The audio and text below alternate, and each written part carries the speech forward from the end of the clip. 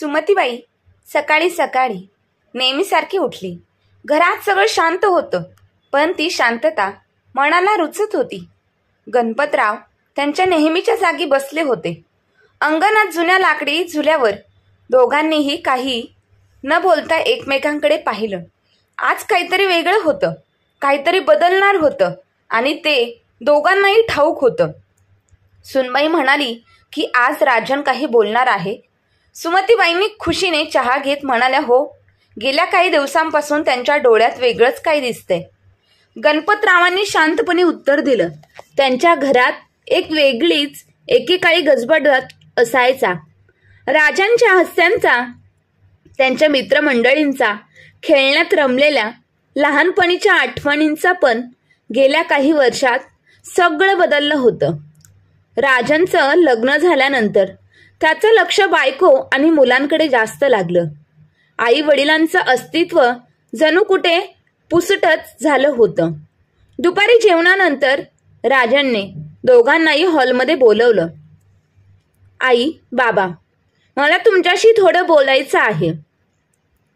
गणपतरावांनी डोळ्यावरचा चष्मा नीट केला. सुमतीबाई शांत होऊन बसल्या.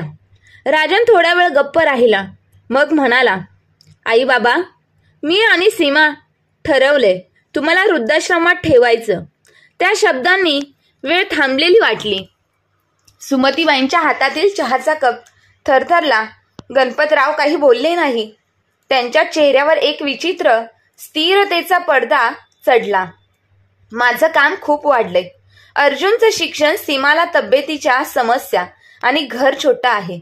तुमचंही नीट बघताय येत नाही आम्हाला, पण तो वृद्धाश्रम छान आहे, सोयीस्कर, तुमच्या सारख्यांसाठीच तयार केलाय. हो हो राजन, तू ठरवलं असेल तर जाऊ आम्ही, गणपतराव शांतपणे म्हणाले. सुमती काही बोलू शकल्या नाहीत. त्यांच्या डोळ्यांतून ओघळणारे अश्रूच त्या क्षणाची भाषा बोलत होते. सकाळचे 11 वाजले होते. राजनच्या काळात वेग जास्त जरा वाढतच होता. मागच्या सीटवर सुमती आणि गणपत गप्पच बसले होते. दोघेही बाहेर पाहत होते, पण त्यांचे डोळे काही शोधत नव्हते. ते फक्त भूतकाळात हरवले होते. गणपतरावांच्या डोक्यात विचारांचं काहूर होतं.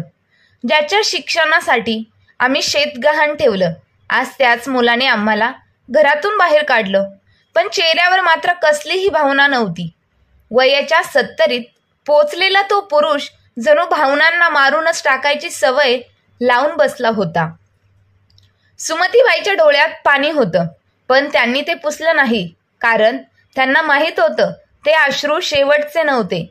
आलो आपण, राजांनी थोडं थांबवून सांगितलं. गाडी वृद्धाश्रमाच्या गेटसमोर थांबली. बोटावर नाव होतं, सुनंदा निवास, ज्येष्ठ नागरिकांसाठी निवासस्थान. सावलीच्या झाडाखाली एक मामा बसला होता आणि काही आजी आजोबा गप्पा मारत होते. वातावरण फारसं वाईट नव्हतं, पण घर नव्हतं. राजन त्यांना आत घेऊन गेला. व्यवस्थापकाने त्यांचं स्वागत केलं. काका काकू, आता ही तुमची खोली. इथे तुमचं सर्व नीट होईल. गरम जेवण, औषध आणि वेळेवर डॉक्टर. सुमतीबाई खोलीत पाय ठेवताना थबकल्या. त्यांनी नजरेने आजूबाजूला पाहिलं. एक पलंग, एक कपाट, एक खुर्ची आणि खिडकी. घराच्या आत खोल्यांमधून आलेल्या त्या आता एका खोलीत अडकल्या होत्या. राजन पटकन निघून गेला. त्यांच्या डोळ्यात थोडीशी खंत होती, पण जबाबदारी पूर्ण झाल्याचा हलकासा दिलासा देखील. मागे वळूनही पाहिलं नाही त्याने. गणपतराव आणि सुमती त्या खोलीत निवांत बसली, पण मनात खूप आवाज होते. सुमती हळूच म्हणाली, आपलं घर, आपलं अंगण सगळं मागं पडले. गुन्ह्या गणपत डोळे मिटून म्हणाले, हो, पण आपण एकमेकांसोबत आहोत ना, हीच आपली खरी संपत्ती आहे. त्याच वेळी शेजारच्या खोलीतून एक वृद्धने हसण्याचा आवाज आला. एक आजी आणि त्यांचा सहकारी मामा कावळ्यांच्या ताळ्यांवर हसत होते. सुमती उठून खिडकीपाशी गेली आणि ते दृश्य पाहिलं. त्यांच्या डोळ्यात पहिल्यांदा थोडंसं हलकं वाटलं. शिकायचंय लागेल गण्या, इथेही जगायला. वृद्धाश्रमात दुसरा दिवस उजडला. सुमती आणि गणपत सकाळीच उठले. बाहेर पक्ष्यांचा आवाज, मधूनच गप्पांचा काहीसा आवाज कानावर येत होता, परंतु ते अजूनही अनोळखी वाटत होतं. गणपतने खिडकी उघडली. समोरच्या बागेत काही वृद्ध लोक सकाळी चालायला गेले होते. काही जण झाडांना पाणी घालत होते आणि एका वाकावर एक आजी पुस्तक वाचत होत्या. थोडं थांबत थोडं हसत सुमती हळूच त्यांच्या जवळ गेली. नमस्कार, ती लाजत म्हणाली. अरे वा, नवीन चेहरा. नमस्कार ग, बस. नाही ते त्या आजी हसत म्हणाल्या. माझं नाव आहे निर्मलाताई देशपांडे, पण सगळे मला निम्मी आजी म्हणतात. सुमती हसली. मी सुमती आणि माझा नवरा गणपत कालच आलो आहोत आम्ही इथे. छान एक गोष्ट सांगू का? सुरुवातीला सगळं खूप वेगळं वाटतं, पण हळूहळू सगळं आपल्या घरासारखं वाटायला लागतं. फक्त मन उघडं ठेवावं लागतं. सुमतीने डोळ्यांनीच हो म्हटलं. त्या दिवशी दुपारी सगळ्यांनी मिळून एकत्र जेवण केलं. एक मोठा डायनिंग हॉल होता. लांब लांब टेबल, एकीकडे भाजी वाटणाऱ्या आजी, दुसऱ्या कोपऱ्यात आपल्या कविता म्हणणाऱ्या कवी काका. गणपत एकाच वेळी आगाव आणि हसरा होता. हे काय एकमेकांची गाणी, कविता, कथा सगळं इथेच चालतं वाटतंय, त्यांनी म्हटलं. हो, बाजूच्या टेबलवरचा दत्तात्रय काका म्हणाले. इथे आमचं सांस्कृतिक कार्यक्रम दर आठवड्याला असतो. मग कोणी भजन म्हणतं, कोणी ओवी म्हणतं. जुनं गाणं तुमचं काही आहे का कौशल्य? गणपत थोडासा हसला. मी एकेकाळी पेटी वाजवायचो आया. मग तर ह्या रविवारी तुमचं स्वागतच. कार्यक्रमात निम्मी आजी हसून म्हणाल्या. त्या रात्री सुमतीने एक वही उघडली. काही वर्षांपूर्वी ती लिहायची. ओव्या, छोट्या कथा. आता ती पुन्हा लिहू लागली. आज पुन्हा माणसं भेटली. मनातली एक वेगळी ऊब, पण घर अजून मनात आहे. गणपत त्यांच्या शेजारी येऊन बसले. लिहिलंस काय सुमती? हसून म्हणाली. तुझ्या आठवणी. गणपतने तिचा हात हातात घेतला. इथेही आपण एक नवीन घर उभं करू. त्या दिवशी दुपारची वेळ होती. सुमती आणि गणपत वृद्धाश्रमाच्या बागेत झाडांच्या सावलीखाली बसले होते. हळूहळू तिथले काही रहिवासी त्यांच्याशी मोकळेपणाने बोलू लागले. सगळ्यांचं बोलणं ऐकून सुमतीच्या मनात हळूच प्रश्न उभे राहू लागले.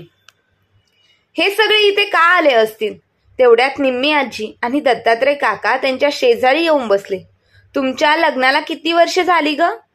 निम्मी आजींनी विचारलं. 52 वर्ष. सुमती हळूच हसत म्हणाली. वा, माझं तर केवळ 35 वर्ष टिकलं. नवरा गेल्यावर मुलाने 1 वर्ष ठेवलं.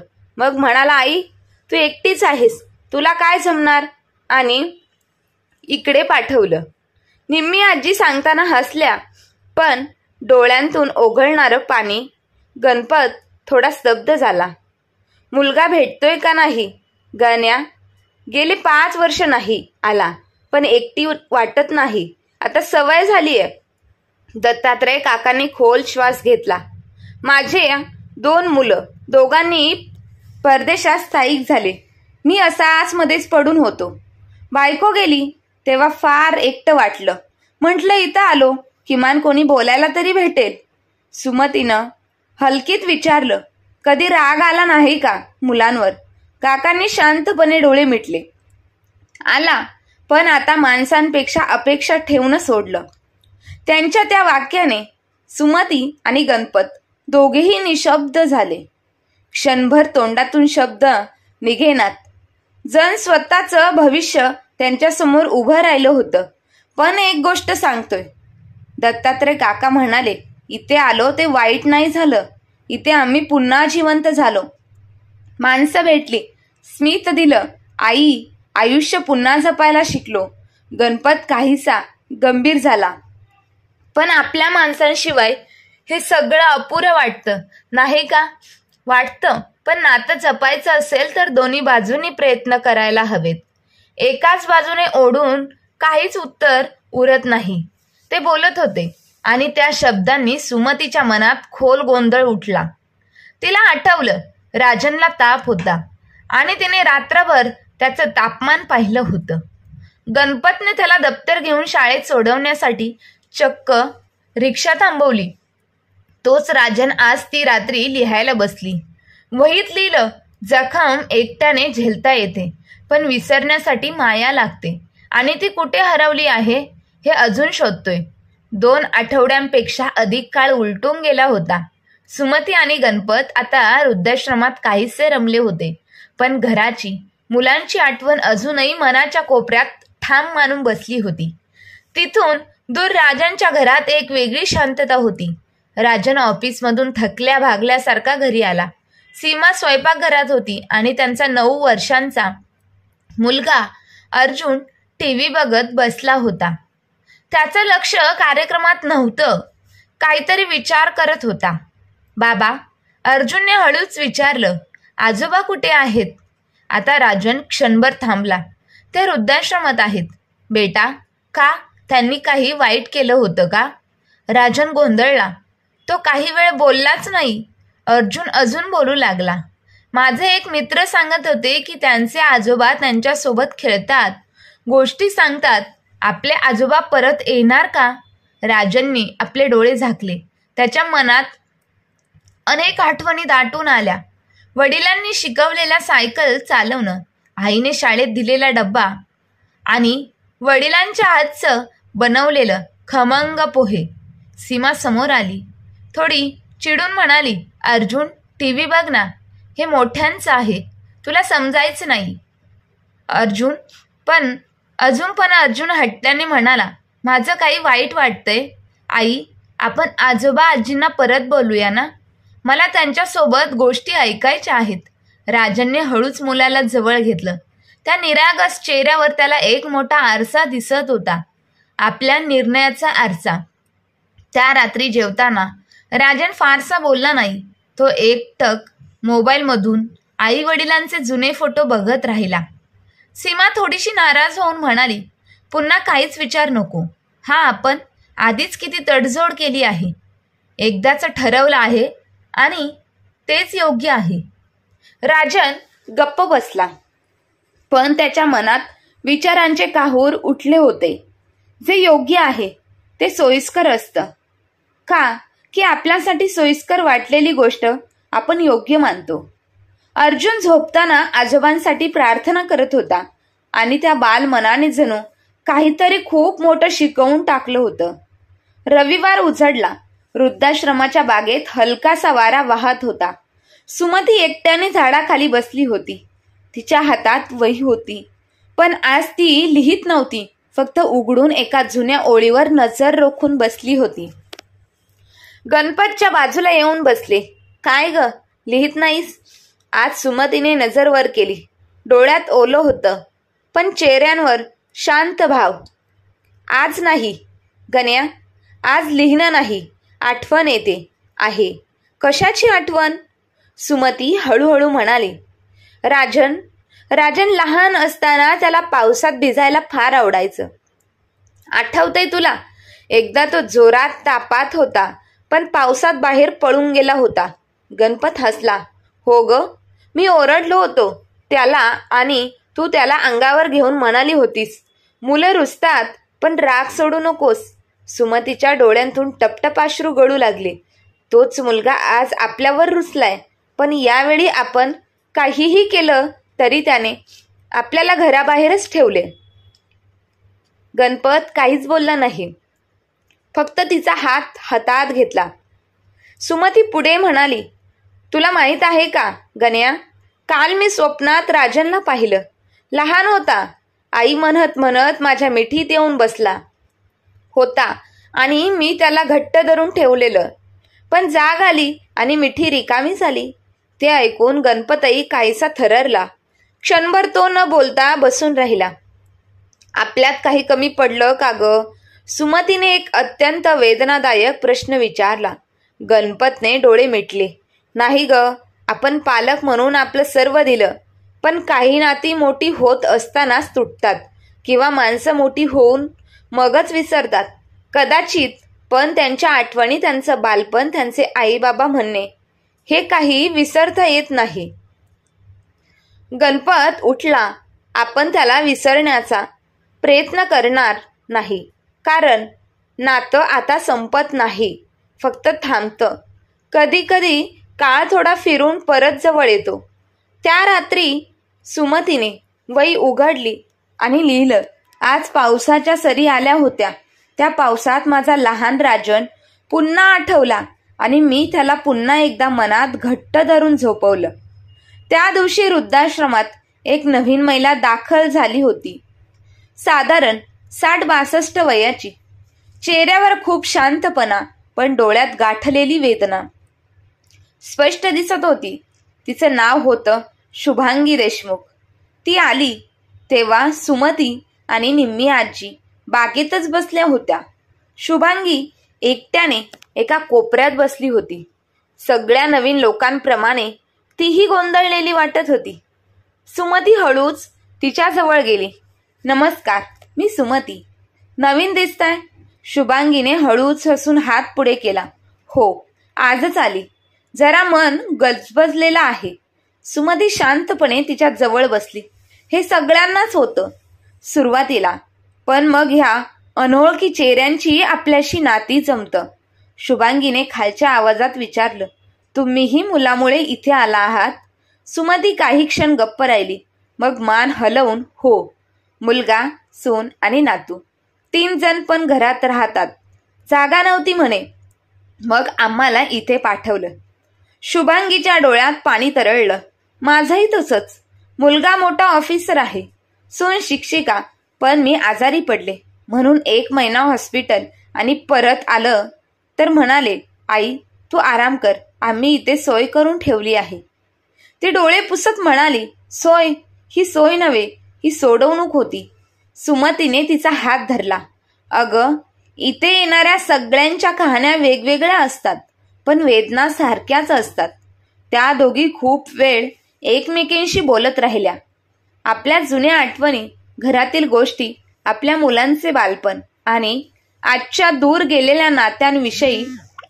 शुभांगी एकी वेळी म्हणाली, मुलं मोठी झाली की आपण लहान होतो का ग? त्यांना आपली काळजी वाटावी असं वाटतं, पण त्यांना वाटतं आपण ओझं झालोय. सुमती तिने डोळ्यांतून वाहणारे अश्रू पुसले. हो ग, आपण आईबाप असताना मुलांना सांभाळतो, पण नंतर मुलं आपल्याला सांभाळावं ही अपेक्षा नसावी. तरीही मनात कुठेतरी वाटतं ना, प्रेम परत मिळेल. त्या दिवसानंतर शुभांगी आणि सुमती खूप जवळच्या मैत्रिणी झाल्या.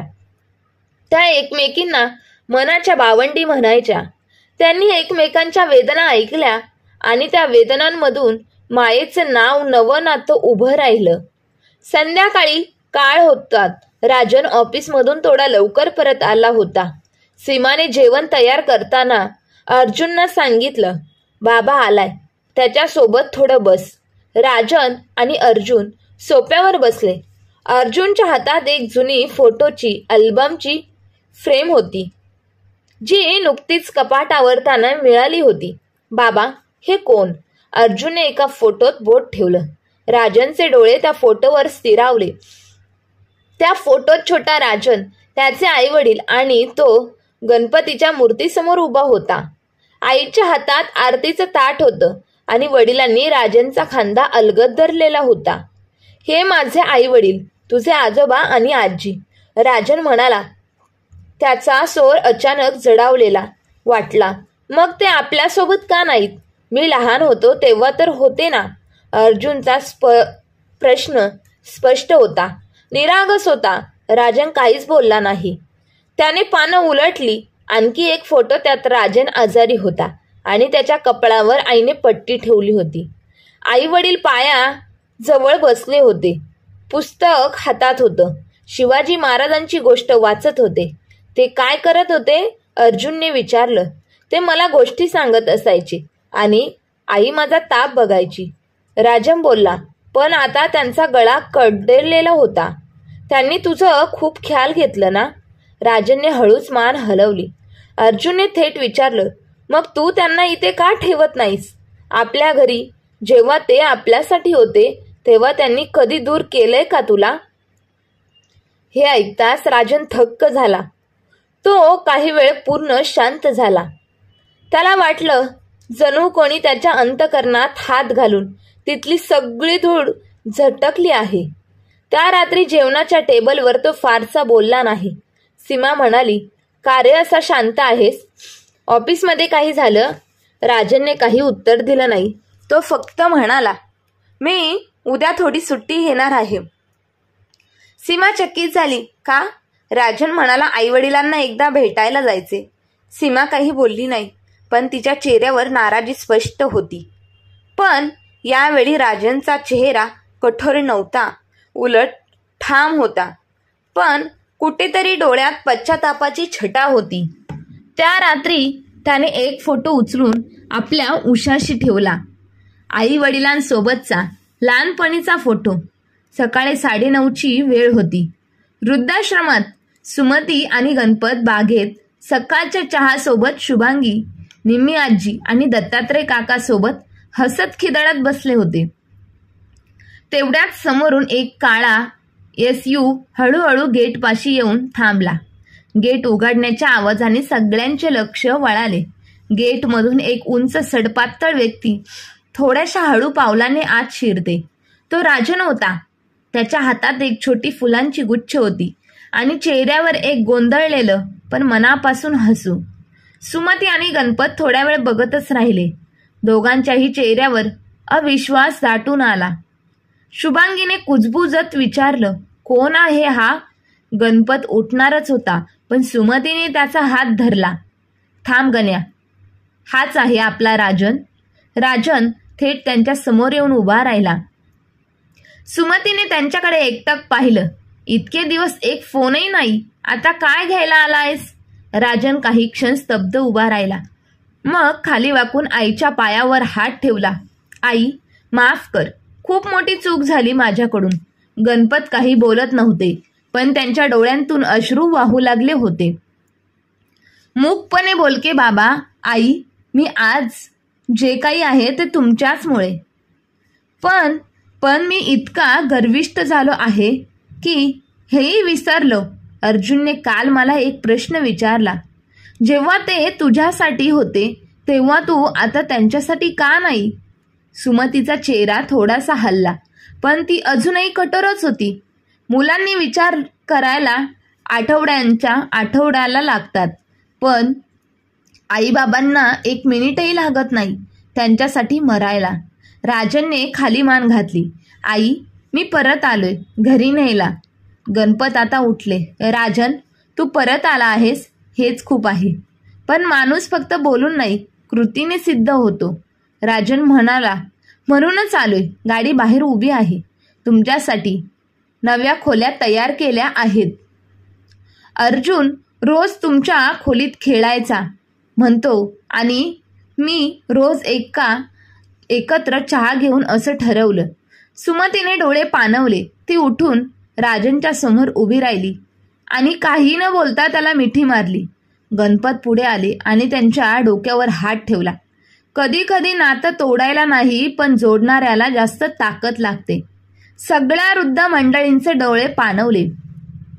शुभांगी डोळे पुसत म्हणाली, "कधी नात्यांची उजळणी अशा वेळी होते जेव्हा सगळं संपल्यासारखं वाटतं." राजन, सुमती आणि गणपत तिघे एकत्र उभे होते. हरवलेली माया पुन्हा जुळलेली होती. दुसऱ्या दिवशी सकाळी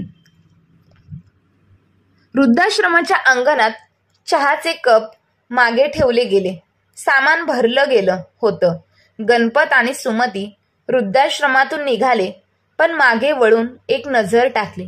शुभांगीने त्यांना मिठी मारली आणि निम्मी आजीने हसून हात लावला. राजनच्या गाडीत दोघेही गप्प होते, पण वातावरणात एक शांत समाधान होतं. घराच्या दारात अर्जुन उभा होता. "आजी बाबा खरंच घेऊन आले आहेत तुला," असं म्हणत तो सुमतीच्या मिठीत शिरला. गणपतने घरात पाय ठेवला आणि दाराच्या चौकटीला हात लावला. "ही ती वास्तू जिथून आपण पाय उचलून गेलो होतो." तो हलक्या जोरात म्हणाला. सीमा मागे उभी होती. चेहऱ्यावर बधीर हसू, एक यांत्रिक स्वागत होतं. "या आई बाबा, खोली तयार आहे." सुमतीने एक नजर टाकली. स्वयंपाकघर बाजूला होतं. खिडकीतून मोगऱ्याचा वेल दिसत होता. ती त्या वेलीला पाहून थांबली. मी लावलेला ना हा वेल अजून फुलतोय, ती हळूच पुटपुटली. त्या रात्री जेवणाच्या टेबल ओलसर शांततेत भरलं होतं. राजन आणि अर्जुनच बोलत होते. सुमतीने काही न बोलता सगळ्यांचं जेवण वाढून घेतलं. सीमाच्या चेहऱ्यावर काहीसं अस्वस्थ वाटत होतं. रात्री सीमाने राजनला विचारलं, हे सगळं खूप अचानक झालं ना? तू विचार केला का? राजन म्हणाला, विचार केलाच, पण उशिरात. तरी सुद्धा चूक सुधारण्यासाठी कुठेतरी सुरुवात तर करावी लागते. सीमा शांत राहिली. दुसऱ्या दिवशी सकाळी सुमारी स्वयंपाकघरात काहीतरी करत होती. सीमा आत आली आणि थोडं चिडून म्हणाली, आई, तुम्ही फक्त विश्रांती घ्या ना, आता काम करायचं नाही. सुमतीने हसून उत्तर दिलं, मुलांच्या घरात आत टेकून बसणं मला जमायचं नाही ग. हे माझंही घर आहे आणि स्वयंपाक म्हणजे माझा श्वास आहे. सीमा काहीच बोलली नाही, पण तिला हे ऐकून थोडंसं अस्वस्थ वाटलं. दुसऱ्या क्षणी अर्जुन धावत आला. आजी, तू डब्यात काय ठेवणार आहेस माझ्यासाठी? सुमती हसली. तुला पुरणपोळी आवडते ना, आज तीच करणार आहे. अर्जुन आनंदाने उड्या मारू लागला. सीमाच्या चेहऱ्यावर आता एक दुविधा भाव होते. स्वयंपाकाचा स्वतःचा विसरून तो आनंद अनुभवणारी आई आणि मुलगा.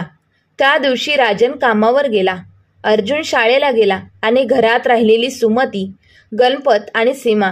तेव्हा खरं परीक्षण सुरू झालं. सुमती आणि गणपत पुन्हा एकदा आपल्या घरात होते, पण वातावरण वेगळं होतं. जसं एखाद्या जुन्या ओळखीच्या घरी पाहुणा बनून राहावं लागावं. सकाळी सुमती लवकर उठून पूजा उरकायची. त्यावेळी सीमा उठायची नाही. एक दिवस ती उठून पाहते आणि हलक्या सुरात बोलते, आई, गॅसवर चहा ठेवायचा होता काय? एवढ्या लवकर? अर्जुन अजून झोपलाय, वासाने उठेल. सुमतीने हसून उत्तर दिलं, हो ग, पण सकाळचं वातावरण आलं की अंगणात उत्साह येतो अंगात. आता जरा वेळ लावीन चहाला. सीमा चुपचाप तेथून निघून गेली. ती गोष्टीचा मुद्दा करत नव्हती, पण तिच्या चेहऱ्यावर सतत काहीचा त्रास दिसतोय असा भाव दिसत होता. त्या संध्याकाळी सुमती आणि गणपत अंगणात बसले होते. अर्जुन सायकल चालवत होता. सीमा खिडकीतून पाहिलं आणि ओरडली, आई, अर्जुनवर लक्ष ठेवा बरं, मागच्या वेळी पडला होता. सुमतीने शांत म्हणाली, त्याला थोडं स्वाभाविक खेळून द्यायचं ग, सतत रोखलं की मुलं घाबरतात. सीमा चिडून आत गेली. त्याचं रात्रीचं जेवणानंतर सीमाने थोडं तुसड्या स्वरात विचारलं, आई, तुम्ही आमच्यासारखं का वागू शकत नाही? आता गोष्टी बदलल्या आहेत. सुमती थोडा वेळ शांत राहिली. सीमा, बदल समजतो मला, पण आपलं अस्तित्व टिकवणं म्हणजे अडथळा नसतो. आपण थोडा आपुलकीने राहू शकतो ना एकत्र. सीमा काही न बोलता उठून गेली. गणपत हे सगळं पाहत होते. रात्री सुमती हळू आवाजात म्हणाली, गण्या, आपण परत आलोय हे खरं, पण आपले पाय अजून जमिनीवर नाहीत. जणू इथलं घर पण आपलं नाही.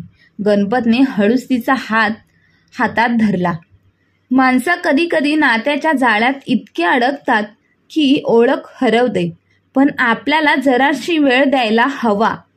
दुसऱ्या दिवशी सुमतीने स्वयंपाक केला, खास सीमासाठी. तिच्या आवडीचा मसूर उसळ आणि तांदळाची भाकरी.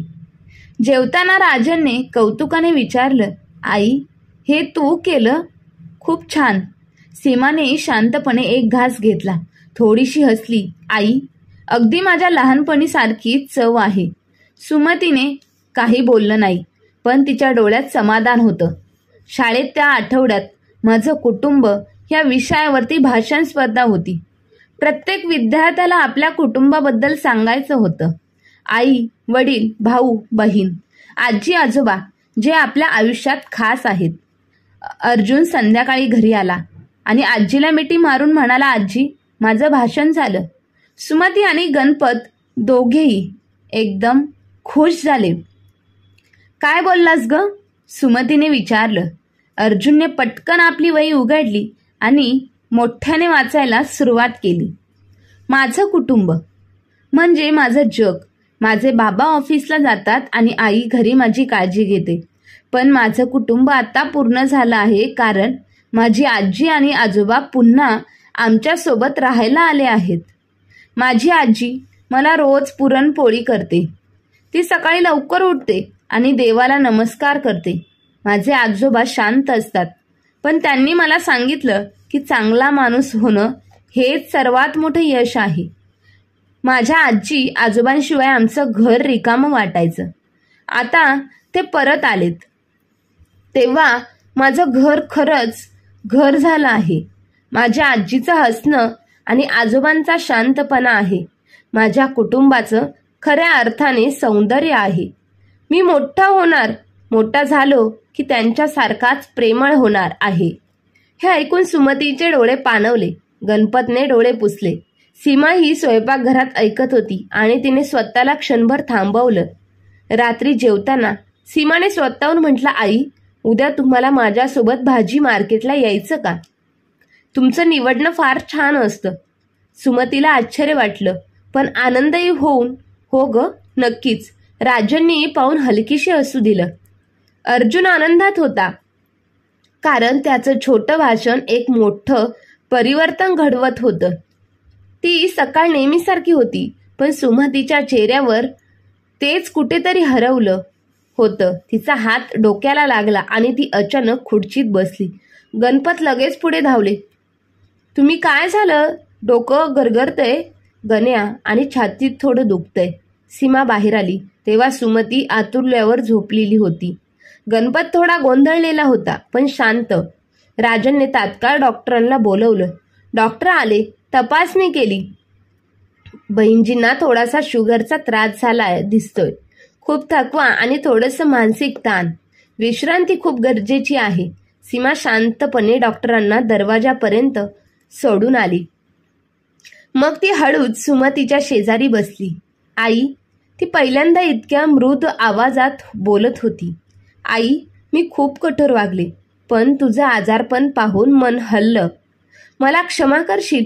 सुमतीने तळ थकलेल्या डोळ्यांनी तिच्याकडे पाहिलं आणि केवळ हात पुढे केला. सीमाने तो हात घट्ट धरला. गणपत दाराशी उभे होते. डोळे पाणवले होते, पण आता ते आनंद अश्रू होते. त्या दिवसापासून सीमा पूर्णपणे बदलली. सुमतीला वेळीच्या वेळी औषधं द्यायची. तिच्यासाठी हलका आहार बनवायची. रोज संध्याकाळी ती त्यांच्या खोलीत बसायची, गप्पा करायची, जुन्या आठवणी ऐकायची. राजन हे सगळं पाहून शांतपणे म्हणायचा, आई, बाबा, खरं तर तुमचं आम्हाला माणूसपण शिकवलं आणि अजूनही शिकवत आहात. पण एक दिवस अर्जुनने सीमाला विचारलं, आई, तू आजीला एवढं लाड करतेस कारण तू लहानपणी तिलाच आठवतेस का? सीमा थोडं हसली. हो ग, आणि मी खूप उशिराने ती आठवण परत जपली. आजी आता पूर्वीसारखी हसली झाली होती. औषधं, विश्रांती आणि सगळ्यांच्या प्रेमामुळे सुमती पूर्णपणे बरी झाली होती. चेहऱ्यावर पुन्हा एकदा तेच तेज आलं होतं आणि हातात पुन्हा पुरणपोळीची चव होती. त्या दिवशी दसऱ्याचा सण होता. राजनने सुट्टी घेतली होती. अर्जुन शाळेतून गोड खाऊन घेऊ आला होता आणि विशेष म्हणजे सुमती आणि सीमा मात्र दोघी एकत्र स्वयंपाकघरात गप्पा मारत होत्या. आई, मी पुरीचं पीठ मळते. तू फक्त ते लाल भोपळ्याच्या भाजीचं तुझं खास मिश्रण कर. मला अजून जमलेलं नाही. सुमती हसली. मग एक दिवस मी शिकवेन तुला आणि तू माझ्याशिवाय करशील. गणपत दारात तोरण लावत होते. अर्जुन त्यांच्या भोवतीच नाचत होता. आजोबा, हे सोन्याचं पान आहे का? गणपत हसले. हो रे, पण ह्या पानाच्या मागे असलेलं खरं सोनं म्हणजे नाती. सीमा, जी पूर्वी बोलताना टाळायची, आता सुमतीला पाटावर बसून तिच्या पाया पडली.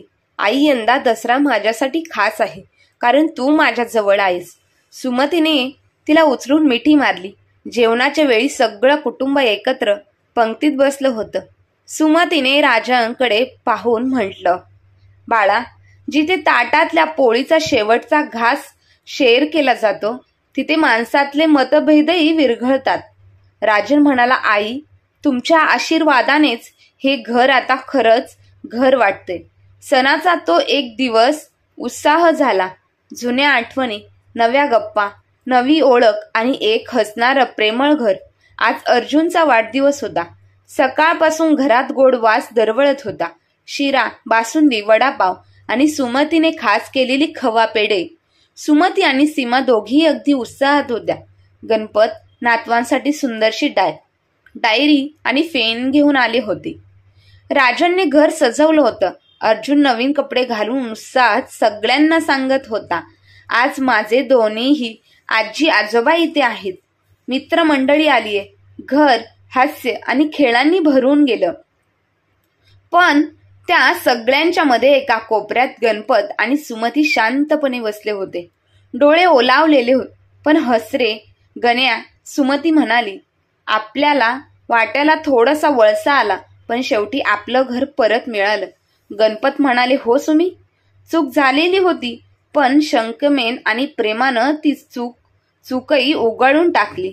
सीमा त्यांच्या जवळ आली. ती सुमतीचा हात धरून म्हणाली, आई, जे प्रेम तुम्ही आम्हाला दिलं त्याची परतफेड आम्ही करू शकणार नाही, पण एकच वचन देतो, तुम्ही आता कधीही एकटे राहणार नाही. राजनने सगळ्यांच्या समोर उभं राहून म्हटलं, माझं लहानपण आई वडिलांमुळे सुंदर होतं.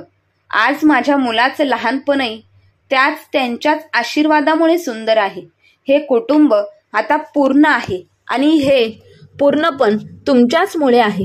सगळ्यांनी एकत्र केक कापला. Happy birthday Arjun. सगळ्यांच्या हसण्याच्या आवाजात सुमतीने डोळे मिटून मनात म्हटलं, हे ईश्वर, शेवटच्या काळात हेच सुख दिलं, हेच पुरे. तर मित्रांनो आणि मैत्रिणींनो, अशाच नवीन कथा दररोज बघण्याकरिता आपल्या चॅनलला सबस्क्राईब करा. धन्यवाद.